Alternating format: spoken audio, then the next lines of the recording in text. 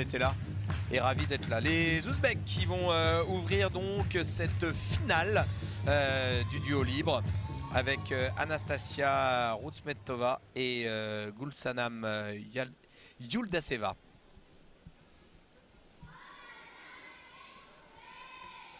Les Ouzbeks, on a l'habitude de les voir assez fortes en duo. Bon, elles changent, hein, là c'est pas les mêmes. Vous voyez l'adaptation au plongeoir, elle passe dessous et c'est pas mal fait parce qu'on dirait que c'était prévu. Voilà, elles jouent avec les éléments, c'est pas mal. Donc elles ont une bonne école, une influence russe quand même. Mais très souvent elles nous font des très beaux duos qui ont été malheureusement souvent sous-notés, je trouve. On les a pas vus ce matin en solo, d'ailleurs je suis surprise. Mais voilà, elles sont régulièrement là en duo et en solo, et c'est vrai que c'est en duo qu'on les remarque le plus.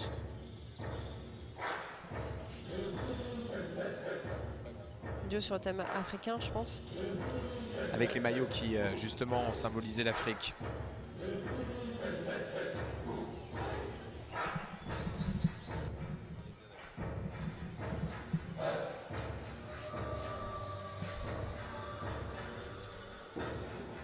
Un duo qui est parti un peu décalé par rapport au bassin, donc il va falloir vraiment qu'elle retraverse le bassin. Elles sont très collées au juge de gauche quand elle démarre.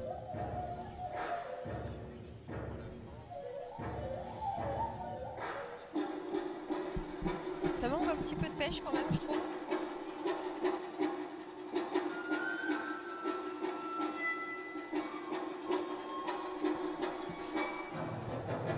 Vous trouvez ça trop lent peut-être, Virginie? Un petit peu, oui. Elles m'ont habituée à des programmes un peu plus véloces.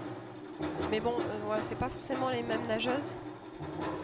Il faut laisser un peu de temps. Voilà, toujours en direct hein, sur la chaîne live Dailymotion de la Fédération Française de Natation, avec les replays bien sûr hein, de toutes les compétitions qui auront lieu durant ce Make-up Forever ici à la piscine de Montreuil.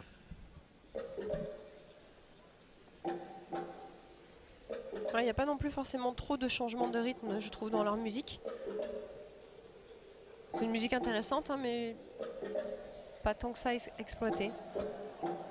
Voilà, avec un changement justement de morceau maintenant. Il y avait Young Cara juste avant et maintenant on est passé sur un autre morceau type Afro House, Returnless.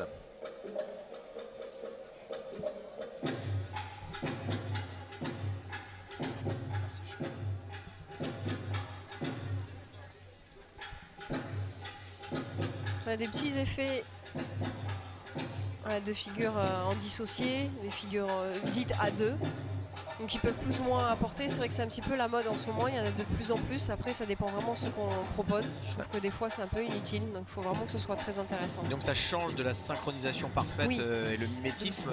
C'est ce qu'il y a quand même une ou deux fois dans un duo maintenant. Et par contre c'est ce que j'espère qu'il y aura un peu plus dans un duo mixte, qui pour le coup je trouve peut apporter. Ça nous donnera quelques indications sur votre programme peut-être au championnat du monde. Peut-être. La fin de elles cette ont bien terminé par contre, la dernière figure était en plus mieux nagée que le reste je trouve, et intéressante, donc une belle fin, ça fait une bonne note entre guillemets dans l'esprit des juges en finish. Eh ben on va voir ça dans quelques instants.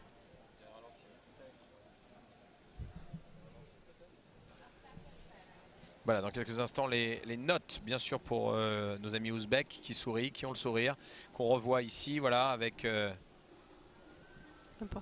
ces figures à deux.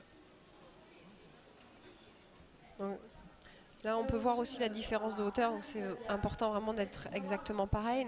C'est bien d'avoir une fille très haute, mais il faut que l'autre, elle puisse se suivre aussi. Là, on a vu aussi que sur la vrille, il y avait une fille qui avait ouvert ses jambes, donc elle s'était pas ses tenues. C'est quand je vous parle de tenue, c'est ça, c'est d'être un petit peu plus fixe et active dans ses jambes.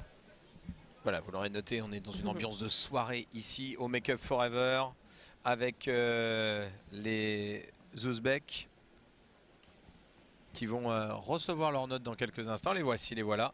74, 16, 67.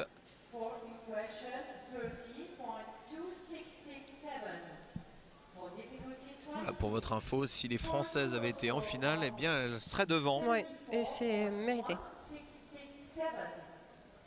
Voilà la note pour les Ouzbeks.